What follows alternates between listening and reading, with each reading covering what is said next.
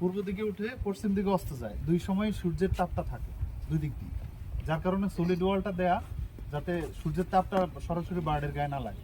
আবার দেখো উত্তর দক্ষিণ বরাবর একেবারে সরাসরি গ্রিল দেয়া, যাতে বাতাস চলাচল বাতাসটা চলাচল করতে পারে। এখন যে বিষয়টা, তোমরা ওয়ালের হাইটটা হলো প্রায় 10 ফুট, 10 হাইট হচ্ছে 10 ফুট, আর মাঝখানে যেটা সেটা হলো 12 বা 14 এরকম হবে, 14 ধরে নাও 14, মাঝখানের উচ্চতাটা হাইট হলো 14 ফুট। আর এখান থেকে কত? 10 ফুট। আমি তোমাদেরকে মাপাচ্ছি না, কারণ হলো বৃষ্টি চলে আসছে।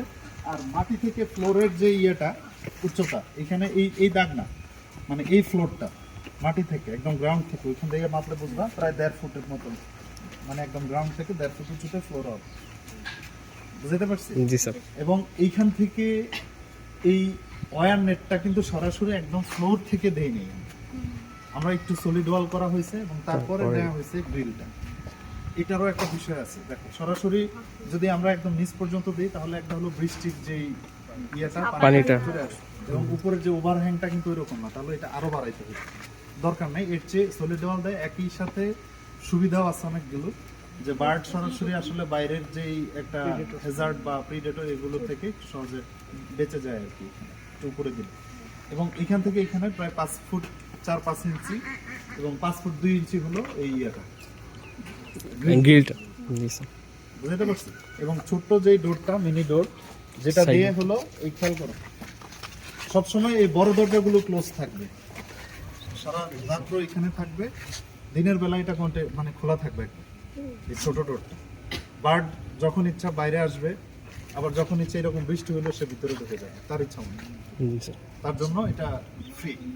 এবং যত ধরনের ফিডার ড্রিঙ্কার যেটা বললাম, এই বাইরে দিতে হবে দিনের বেলা, রাত্রিবেলা খুব কম পরিমাণের ভিতরে দেওয়া হয়, রাত্রিবেলা খায় কিন্তু কম, তাই না? ম্যাক্সিমাম ইনটেক হবে এই যে সকালে সাপ্লাই দেওয়া হয়, আর একটা হলো বিকালবেলা সাপ্লাই দেওয়া হয়, যদি তুমি সেমি ইন্টেন্সিভ বা ইন্টেন্সিভ সিস্টেমে এরিয়া করো, তাই না? জি স্যার। এর বাইরে তখন এই জায়গায় খাবার দেওয়া হয় কেন, কারণ কি, কেন আমরা ভিতরে দিব না?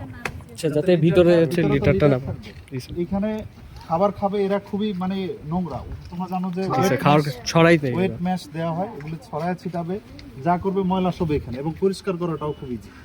ময়লাগুলো জাস্ট পাইপ দিয়ে ইয়ে করলে ওই ড্রেনে পড়বে এবং সেই পানিটা বাড়িতে দিবে। জি স্যার। এবং একই সাথে এই এরিয়ায় ফেন্স এখানে দেখতে পাচ্ছ না তোমরা, কোনো বেড়া নাই আর বাউন্ডারি নাই। আসলে বেসিক আমাদের শেষ পর্যন্ত টাকা শেষ হয়ে গেছে বিধায় আমরা করতে পারবো না। ঠিক আছে, এখন ইউনিভার্সিটি যদি টাকা পয়সা দেয় করবো, তবে আইডিয়াল স্ট্রাকচার তোমরা যেটা আঁকবা সেটা একটা ফেন্স এবং সেটা 4 ফুট উচ্চতা বা 5 ফুট উচ্চতা যাই করো, সেটা তোমাদের মানে 4-5 ফুট উচ্চতা হাইট লাগবে। তো এই হলো টোটাল স্ট্রাকচার।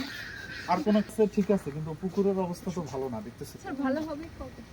ভালো, মানে অটোমেটেড শেড আছে, সবই আছে, তোমাদের জন্যই সব করা হয়েছে। আমার যদি এটা এই সিস্টেমে না থাকতো, যেখানে পুকুর নাই সেখানে তুমি কিভাবে সাজেশন? এটা তো ইউনিভার্সিটি, এখানে সবই থাকবে, সব ধরনের ডেমো থাকবে, তাই না? আমি বলে দিলে তো আর কি কাজ হলো? তোমাদেরকে বলছি যে স্পেস কতটুকু লাগবে, ভিতরের যেখানে নাইট শেল্টার থাকবে সেখানে কতটুকু স্পেস একটা অ্যাডাল্ট বার্ডের জন্য, এবং রান এরিয়ায় কতটুকু, সবকিছু তোমাদেরকে বলা। তোমরা এই যে হাইট ওয়াইড মাপলাম, এই অনুসারে ক্যালকুলেশন করে করতে।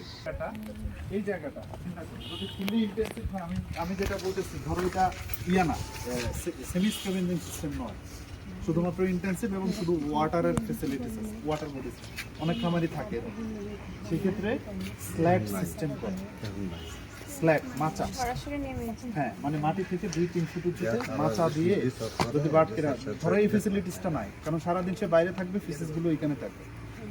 ইভেন এটাতেও যদি করা যায় সেটাও ভালো, কারণ কি, সে রাত্রেবেলা যেই জায়গাটায় থাকবে, আমি যদি মাচা সিস্টেম করি, তার ফিসেসগুলো কিন্তু নিচে পড়বে, তার বার্ডের কন্ট্যাক্টে আসবে না। এই ক্ষেত্রে ডিজিজ ম্যানেজমেন্ট খুবই ইজি, ডিজিজ অর্গানিজম তার শরীরে আসার সম্ভাবনা, বা যেহেতু ফিসিস কন্ট্যাক্ট কম হবে বার্ডের সাথে, এটার সম্ভাবনা কম থাকবে। তো এটা হলো বেস্ট।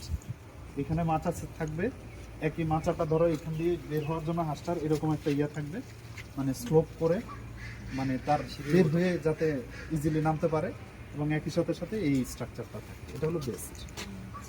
হাঁসের ক্ষেত্রে আসলে লিটার সিস্টেমের চেয়ে স্ল্যাটেড সিস্টেম বেশি ভালো, বুঝতে পারছি?